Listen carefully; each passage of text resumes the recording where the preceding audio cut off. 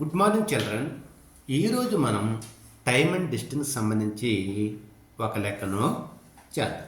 చూడండి, ప్లాట్ఫామ్ మీద ఉన్న ఒక స్తంభాన్ని దాటడానికి 200 మీటర్ల పొడవు గల రైలుకు 5 సెకండ్లు పడితే ఆ రైలు యొక్క వేగం ఎంత? వాటికి జవాబులు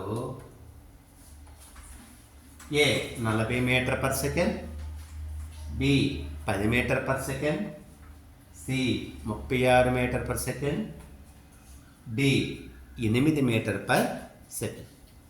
ఇప్పుడు కూడాను రైలు వేగము కిలోమీటర్ పర్ గంట లేకపోతే మీటర్ పర్ సెకండ్ అనేది ఉంటుందన్నమాట. అంటే సెకండ్కి మీటర్లు లేకపోతే గంటకి కిలోమీటర్. ఇక్కడ మనకి దూరం మీటర్లు ఇచ్చాడు, అదేవిధంగా కాలం సెకండ్లో వచ్చింది కనుక ఇక్కడ రైలు యొక్క వేగము మీటర్ పర్ సెకండ్ వస్తుంది.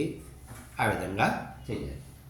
మరి వేగానికి సూత్రం వేగం ఈక్వల్ టు దూరము బై కాలం.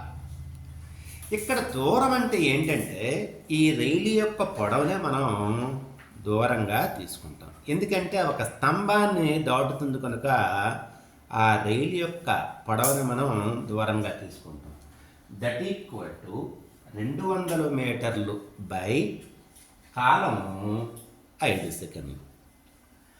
5 ఒకట్లు 5, 5 4 20, ప్రక్కన 0 ఉంది కనుక 4.